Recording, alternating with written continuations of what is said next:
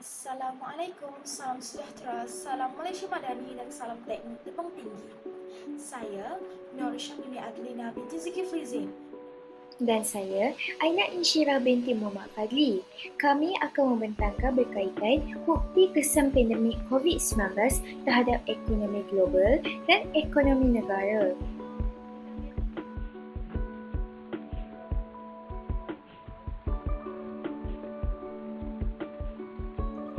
Baiklah, mari kita lihat bukti kesan pandemik COVID-19 terhadap ekonomi global. Baiklah, sebelum kita telusuri lebih lanjut bukti kesan pandemik COVID-19 terhadap ekonomi global, mari kita tahu serba sedikit dahulu kegiatan ekonomi global. Pada awalnya, pada tahun 2020, akibat penularan virus corona yang kemudiannya dikenali sebagai COVID-19, banyak negara yang terjebak dalam kemelisitan ekonomi, kecuali negara China dan Vietnam yang masih mampu mencatat pertumbuhan ekonomi.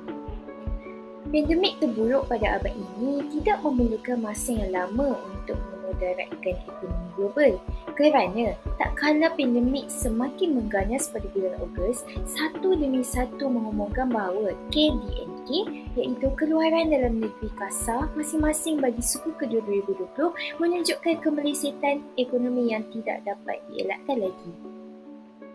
Baiklah, sebelum kita pergi dengan lebih lanjut, mari kita lihat isi kandungan berkaitan implikasi pandemik COVID-19 terhadap ekonomi global. Pertama sekali, kita akan lihat berkaitan negara serantau yang mengalami penguncupan pada suku kedua, kemerosotan ekonomi zon Eropah pada tahun 2020, kemerosotan ekonomi dalam kalangan negara pasaran yang sedang muncul, pertumbuhan semula ekonomi global setelah kemerosotan ekonomi, dan akhir sekali inflasi dan stagflasi. Baiklah, di sini kita boleh lihat terdapat beberapa negara serantau yang mengalami pengecupan kemelisitan ekonomi suku kedua dan antara salah satu negara yang terlibat ialah negara Filipina yang mengalami kadar penurunan sebanyak 16.5%, manakala negara yang selanjutnya ialah negara Singapura yang mengalami penurunan sebanyak 13.2%. Negara Indonesia pula mengalami penurunan sebanyak 5.3% dan negara Thailand mengalami penurunan sebanyak 12.2%. Tetapi berbeza pula terhadap negara China. Walaupun negara lain mengalami banyak penurunan peratusan kemelisitan ekonomi, tetapi dalam pandemik COVID-19, negara China masih mengalami pertumbuhan positif negara, iaitu sebanyak 2.3%. Baiklah, mari kita lihat pula kemerosotan ekonomi negara yang berada di zon Eropah pada tahun 2020. Untuk pengetahuan, zon Eropah jatuh sebanyak 6.8% dengan kemerosotan ekonomi yang teruk. Berikut menunjukkan negara-negara yang terlibat dengan kemerosotan ekonomi. Antara salah satunya ialah negara Perancis yang mengalami kadar penurunan sebanyak 6.8% dan negara Sepanyol kadar penurunan sebanyak 11% dan tidak dilupakan juga United Kingdom mengalami penurunan sebanyak 9.9% kadar kemelisitan ekonomi. Selain daripada negara zon Eropah, terdapat juga kemerosotan ekonomi dalam kalangan negara pasaran yang sedang muncul. Sebagai contoh, negara India yang mengalami penurunan dengan kadar 7.4%, negara Meksiko dengan kadar penurunan 8.5%, negara Afrika Selatan dengan kadar penurunan 7.2%, dan akhir sekali, negara Argentina yang mengalami penurunan sebanyak 10.5% kemerosotan ekonomi dalam pandemik COVID-19. Baiklah, biarpun terdapat banyak negara luar yang menerima impak negatif disebabkan pandemik COVID-19 ini seperti kemerosotan ekonomi dan penurunan kadar peratusan ekonomi, terdapat juga pertumbuhan semula ekonomi global. Ekonomi global tumbuh semula selepas penguncupan sebanyak 4.3% pada tahun 2020. IMF dalam Ramalan World Economic Outlook (WEO) pada bulan Januari 2021 meramalkan pertumbuhan global bagi tahun itu adalah sebanyak 5.5%, sifar perpuluhan 3% lebih tinggi daripada unjuran pada bulan Oktober 2020.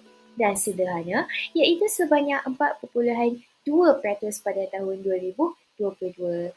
Peningkatan ini bagi tahun 2021 mencerminkan positif bermula program pemvaksinan di beberapa negara. Selain sokongan terhadap dasar ekonomi pada akhir tahun 2020 seperti Amerika Syarikat dan negara Jepun. Biarpun terdapat pertumbuhan semula ekonomi global, namun kelegaan pada tahun 2021 itu hanya bersifat sementara kerana pada tahun 2022, bayang-bayang kemelesetan mula kelihatan.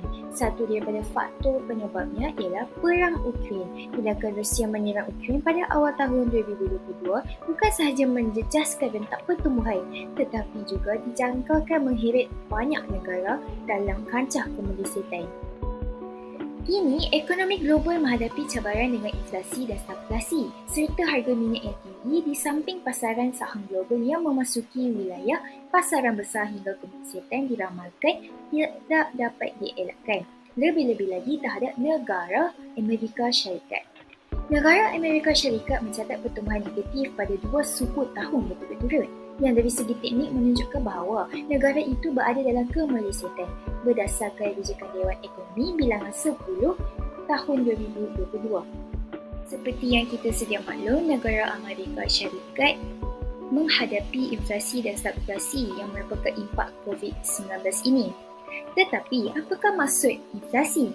Apakah maksud stagflasi? Maksud inflasi merupakan suatu kenaikan dalam tingkah harga umum barangan dan perkhidmatan dalam sesebuah ekonomi dari semasa ke semasa. Manakala stagflasi pula keadaan ekonomi yang tidak mengalami pertumbuhan disertai dengan kadar inflasi yang tinggi. Berdasarkan sumber Kamus Dewan edisi keempat.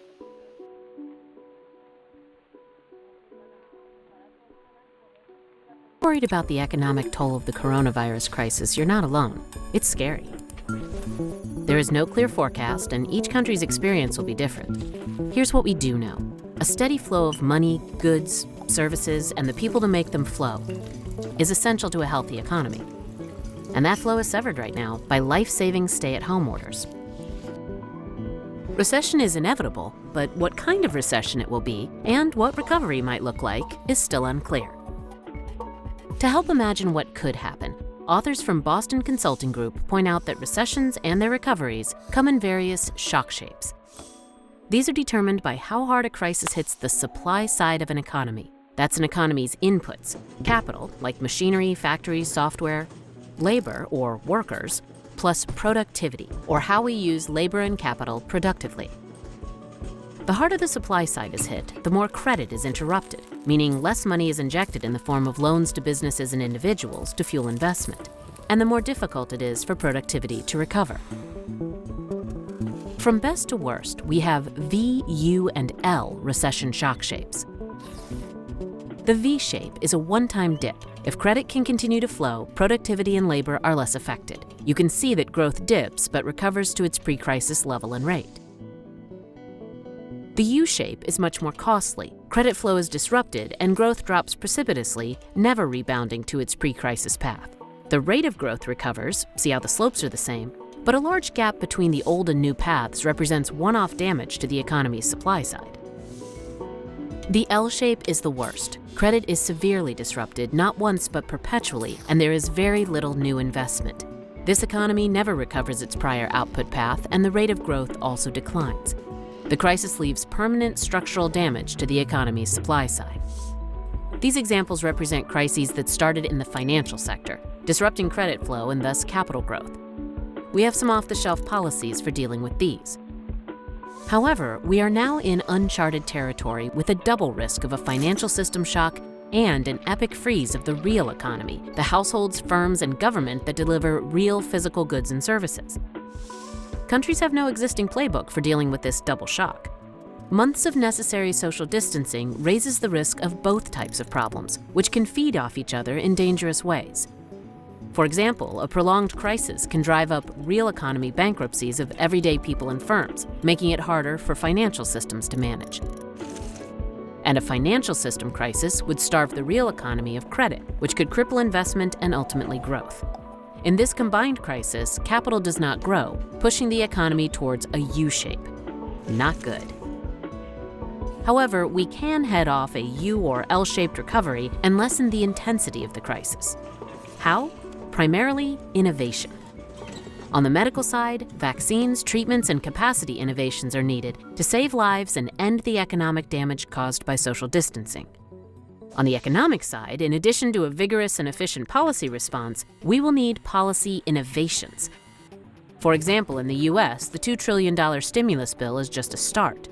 We will need innovative ways to deliver that money to those who need it, since never before have policymakers had to help such large numbers of firms and households. For example, the so-called discount windows that allow unlimited access to funding for the financial sector could be replicated for households and firms in the real economy so that they can stay afloat. Zero-interest bridge loans to households and firms, a moratorium on mortgage payments for residential and commercial borrowers. These are potential solutions that could help make a real difference. The economic goal is to keep our shock shape closer to a V and further away from a U or an L. Speedy, well-executed medical and policy innovations are our best hope to save the most lives and avoid permanent economic damage. Dengan jumlah kematian sudah melebihi 2.6 juta orang di seluruh dunia, pandemik COVID-19 menyebabkan krisis ekonomi yang lebih teruk berbanding The Great Recession 2008. Kesan pada ekonomi dunia boleh dilihat dari sudut bekalan dan permintaan yang saling berkait. Wabak penyakit disebabkan virus yang cepat merebak ini menyebabkan penurunan bilangan pekerja dan produktiviti. Perniagaan terpaksa ditutup, pelaburan terhenti dan bekalan terjejas akibat lockdown. Pengimport komuniti di seluruh dunia juga terjejas teruk kerana permintaan dari negara China berkurangan akibat banyak kilang terpaksa ditutup. Walaupun vaksin telah dihasilkan, masih banyak yang tidak dapat diketahui mengenai tempoh masa dan impak selanjutnya akibat pandemik global ini. Jadi, video kali ini, kita akan melihat bagaimana COVID-19 ini memberikan impak kepada ekonomi dunia. Teruskan menonton. Ekonomi dunia adalah satu jaringan yang saling berkait dan setiap individu mempunyai kaitan terus sama ada dengan peruncit yang menjual barangan, majikan yang membayar gaji ataupun bank yang memberikan pinjaman rumah. Apabila satu pihak terjejas, ekonomi dalam sesebuah negara akan turut menerima kesan. Menurut IMF, pandemik COVID-19 ini telah memberikan impak penurunan KDNK global sebanyak 4.9% dan akan menyebabkan kerugian sebanyak sekitar 12 trilion US dollar untuk jangka masa 2 tahun. Penurunan pendapatan per kapita paling besar dalam sejarah. Kebanyakan negara mengalami kemelesetan ekonomi pada tahun 2020 dengan pendapatan per kapita menyusut dengan sangat besar dalam sejarah sejak tahun 1870. Pengeluaran barangan yang berkurangan dan kurangnya permintaan menyebabkan banyak perniagaan rugi dan tidak mampu lagi menggaji pekerja sehinggakan ada yang terpaksa menutup terus perniagaan. Petanda paling besar adalah pasaran saham di seluruh dunia yang jatuh dengan teruk pada bulan Mac 2020. Pada bulan September 2020, kebanyakan negara telah mengalami kemelesetan ekonomi dan World Bank menjangkakan terdapat negara yang tidak dapat pulih sehingga tahun 2025. Negara China pula dilihat berjaya mengatasi kegawatan ekonomi apabila ekonomi negara itu melonjak kembali pada suku keempat tahun 2020. Kesan jangka masa panjang terhadap pengeluaran dan produktiviti. Usaha untuk mengekang wabak COVID-19 amat penting terutamanya bagi negara yang sedang membangun serta berpendapatan rendah yang mempunyai sektor kesihatan terhad kerana kesan pengejutan ekonomi dijangka lebih teruk dan lebih lama. Negara yang bergantung kepada punca ekonomi terhad seperti sektor pelancongan dan pembuatan sangat terkesan dengan penutupan sepadan negara. Banyak negara yang dilihat sudah mengalami masalah ekonomi sebelum krisis COVID-19 ini akan menghadapi cabaran yang lebih sukar selepas ini. Peningkatan hutang negara berbanding KDNK. Penurunan jumlah keuntungan negara serta terpaksa menanggung kos bantuan pemulihan akibat pandemik menyebabkan hutang yang ditanggung kebanyakan negara meningkat. Nilai KDNK berbanding hutang negara juga naik lebih tinggi menyebabkan ekonomi negara terjejas. Pada ketika ini, ramai rakyat terpaksa bergantung kepada bantuan daripada kerajaan termasuk negara besar seperti Amerika Syarikat untuk usaha pemulihan ekonomi penduduk. polisi dan bantuan yang diberikan kerajaan amat perlu untuk mengaktifkan semula ekonomi. Ekonomi Malaysia. Menurut laporan yang dikeluarkan oleh IMF pada Januari 2021, ekonomi global dijangka di tahap positif dan lebih baik iaitu 5.5% pada 2021 dan 4.4% pada tahun 2022. Malaysia sebagai negara ekonomi yang mempunyai perkembangan ekonomi yang kukuh sejak beberapa tahun lalu disebabkan peningkatan permintaan dunia terhadap barangan elektronik, komuniti seperti oil and gas, pasaran buruh yang baik dan pembangunan infrastruktur yang cukup. Akan tetapi, tahap pelaburan dilihat menurun pada tahun 2019. Disebabkan pandemik COVID-19, perkembangan ekonomi Malaysia telah menguncup kepada negatif 6% pada tahun 2020. Namun, pihak IMF membuat jangkaan ekonomi Malaysia akan berkembang kukuh dengan KDNK 7% pada tahun 2021 dan stabil pada tahap 6% pada tahun 2022 bergantung pada pemulihan ekonomi global. Dengan program pemvaksinan kebangsaan yang sedang dilakukan, Malaysia dilihat bersama-sama bergerak positif dengan pemulihan ekonomi global. Kesimpulannya, pada waktu krisis ekonomi berlaku, semua negara seharusnya terus fokus untuk menyokong aktiviti ekonomi, terutamanya untuk perbelanjaan di isi rumah rakyat dan perkhidmatan awam yang penting seperti kesihatan, keselamatan dan pendidikan. Selain itu, kerjasama antarabangsa yang bersepadu perlu digerakkan untuk mengurangkan jangkitan COVID-19 ini seperti pengagihan vaksin yang menyeluruh. Semua negara dan badan antarabangsa dilihat perlu bersama-sama menangani wabak ini kerana ekonomi global adalah saling berkait dan menyelesaikan krisis pandemik ini adalah tanggungjawab bersama. Terima kasih kerana menonton dan jangan lupa subscribe. Jumpa lagi.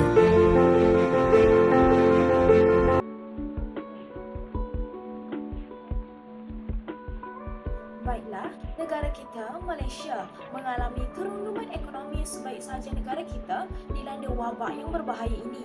Sebelum negara kita dilanda COVID-19 yang berbahaya ini, perkembangan ekonomi negara kita tumbuh dalam keadaan yang memberangsangkan biarpun ada saingan dari negara-negara jiran seperti negara Indonesia, Brunei Darussalam, Singapura dan negara-negara lain lagi. Dalam memacu kemajuan ekonomi melalui pembangunan teknologi dan inovasi, tidak dapat dinafikan, virus ini telah menjadi salah satu asbab ekonomi negara kita terjejas. Bagi menangani virus COVID-19 ini daripada merebak, pihak kerajaan telah menetapkan Perintah Kawalan Pergerakan iaitu PKP dan sebaik sahaja pihak kerajaan memerintahkan PKP ini, ekonomi negara kita mula terjejas. Semua sektor ekonomi dan pelabur asing telah menerima kesan yang negatif hingga ramai penduduk yang mengalami kurangnya pendapatan akibat PKP dan penutupan sempadan antarabangsa. Hutang negara bertambah apabila pihak kerajaan menyediakan dana yang besar bagi membendung virus dan merangsang semula ekonomi. Akan tetapi, pemerolehan pendapatan negara berkurang. Kerajaan terpaksa menanggung beban hutang yang besar untuk menangani kes COVID-19 ini. Ekonomi negara yang akan saya bincangkan ada 5, iaitu PKS terjejas, prestasi pelaburan asing, ekonomi digital dan ekonomi gig, peningkatan kadar pengangguran, dan hutang negara.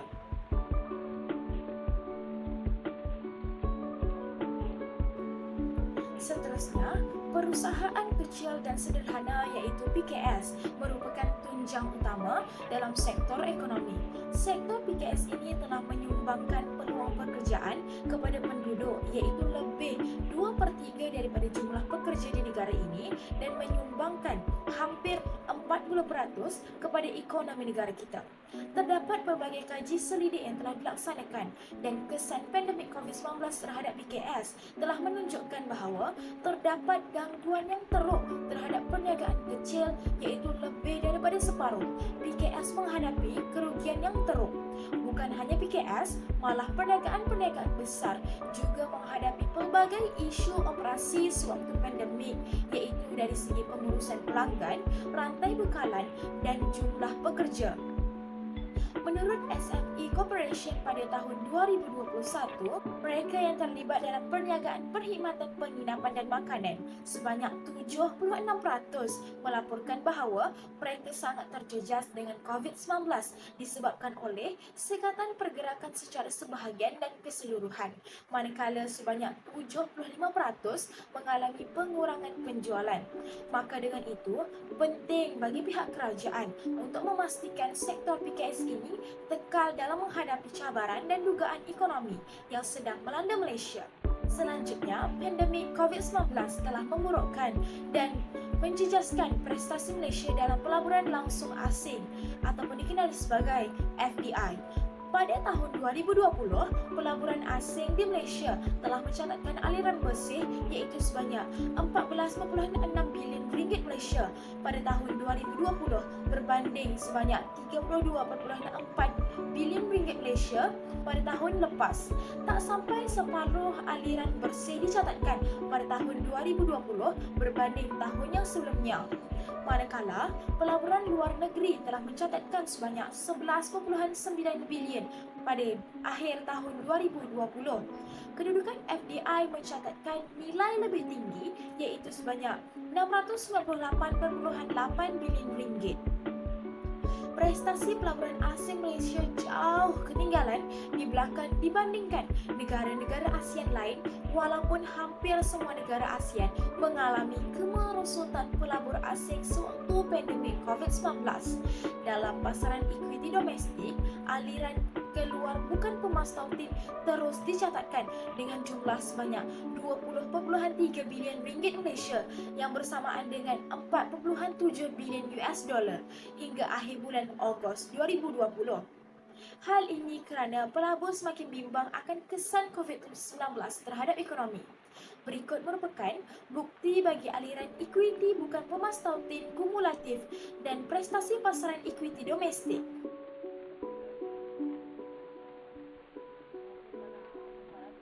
Selain itu, yang pada mulanya kita berniaga secara bersemuka selepas pelaksanaan PKP, ia telah memaksa peniaga untuk berpindah bidang yang pada awalnya secara fizikal namun kini dalam talian. Banyak syarikat yang terpaksa menggunakan pendekatan kerja dalam talian.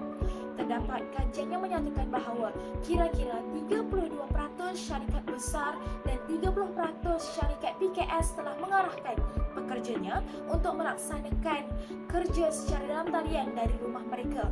Walau bagaimanapun, dari 2/3 responden berdepan dengan pelbagai halangan sewaktu kerja dalam talian dijalankan seperti ketersambungan internet, alat peranti yang tidak sesuai dan polisi sebahagian sumber manusia iaitu HR dalam bekerja mengikut norma baharu yang telah ditetapkan oleh pihak kerajaan.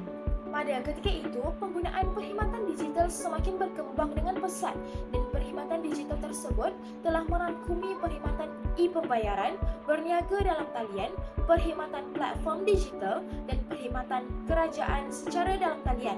Pada tahun 2020, perkhidmatan secara dalam talian telah berkembang pesat dan semakin menjadi pilihan penduduk Malaysia. Dan berikut merupakan peningkatan jumlah transaksi perbankan dalam talian sebanyak 49%, manakala jumlah transaksi dompet sebanyak 131% dan pendaftaran perniagaan bagi peningkatan pembayaran kod QR meningkat sebanyak 164%. Dapat dilihat di sini, terdapat kesan yang positif yang boleh kita ambil, iaitu peningkatan penggunaan perkhidmatan secara dalam talian dalam kalangan penduduk Malaysia. Akan tetapi, trend perkhidmatan ini turut mendatangkan kebimbangan di mana pekerja yang bekerja di dalam sektor ini tidak melaporkan hasil pendapatan mereka secara formal, malah menyebabkan ketirisan dalam hasil pendapatan cukai kerajaan. Pekerja yang ditawarkan dalam bidang ini juga menjejaskan pembangunan tenaga kerja mahir kerana kebanyakan pekerja gig memerlukan kemahiran yang rendah.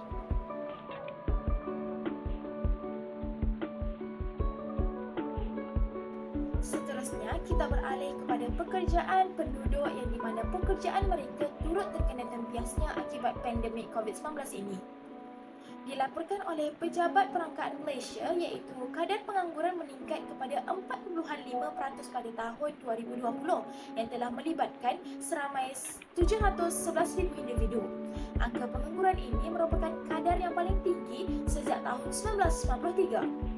Sektor pekerjaan terpaksa ditutup kerana untuk membantu kerajaan mengekang penularan wabak COVID-19 daripada merebak kepada semua masyarakat. Akibat daripada Perintah Kawalan Pergerakan PKP telah menyebabkan ramai masyarakat perlu tinggal di rumah dan tidak dibenarkan sama sekali untuk melaksanakan tugas harian mereka seperti pergi bekerja. Perkara ini memerlukan setiap individu beradaptasi dan menyesuaikan diri dengan norma yang baharu. Banyak syarikat yang perlu ditutup, sama ada syarikat kerajaan maupun syarikat swasta ataupun syarikat perniagaan semasa PKP ini telah menyebabkan banyak syarikat tidak dapat menampung kos untuk membayar gaji pekerja hingga menyebabkan syarikat terpaksa membuang beberapa pekerja kerana tidak dapat menampung kos pembelanjaan. Wabak COVID-19 ini mampu memberi pengaruh negatif kepada negara kerana kebimbangan untuk melakukan sebarang aktiviti di luar termasuk bekerja. Akibat daripada itu, ramai pekerja yang telah diarahkan untuk mengambil cuti tanpa gaji selama beberapa bulan. Ada juga yang dipotong gajinya sebanyak 20 hingga 50% dan ada juga pekerja yang berdepan dengan ketidakpastian sama ada pekerjaan mereka masih ada maupun tidak kerana syarikat tersebut telah menghentikan operasinya. Perkara ini telah menyebabkan tenaga kerja mengalami masalah pemberhentian kerja dan akibatnya kadar pengangguran meningkat. Kita berpindah kepada isi yang terakhir iaitu hutang negara. Pandemik COVID-19 telah membawa negara kepada krisis ekonomi yang mencabar pengurusan kewangan awam. Pergerakan PKP bagi membendung penyebaran wabak COVID-19 dan keadaan permintaan luar yang lemah telah menjadi punca penguncupan aktiviti ekonomi dan meningkatkan tahap tekanan terhadap pasaran domestik pada ST1 suku tahun pertama 2020. Kata pakar ekonomi, pihak kerajaan yang menaikkan had statutori hutang negara kepada 65% daripada keluaran dalam negara KDNK bukan suatu perkara yang luar biasa. Malah perkara tersebut dilaksanakan oleh negara-negara lain yang terkesan akibat pandemik COVID-19. Hal ini kerana telah dijangkakan bahawa bajet defisit negara kita berada pada tahap 7% dan kerana itulah negara kita terpaksa meminjam tambahan 5% daripada 60% sekarang. Kata pensyarah pengajian Siswazah Perniagaan Universiti Tun Abdul Razak, Prof. Emeritus Dr. Barjoy Bardai.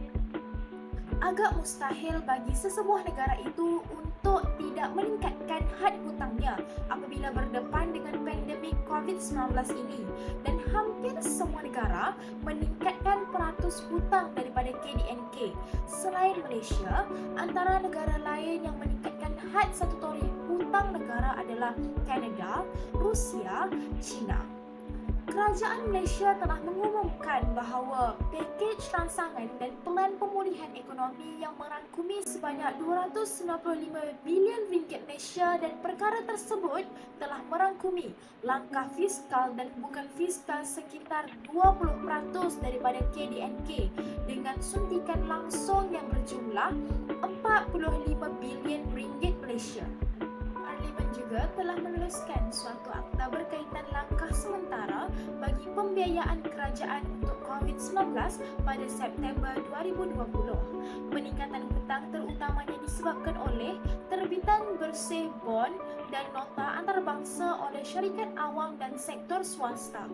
Walau bagaimanapun, peningkatan ini diimbangi oleh pengeluaran deposit dan pengurangan pemegangan sekuriti hutang domestik oleh bukan pemas tautin.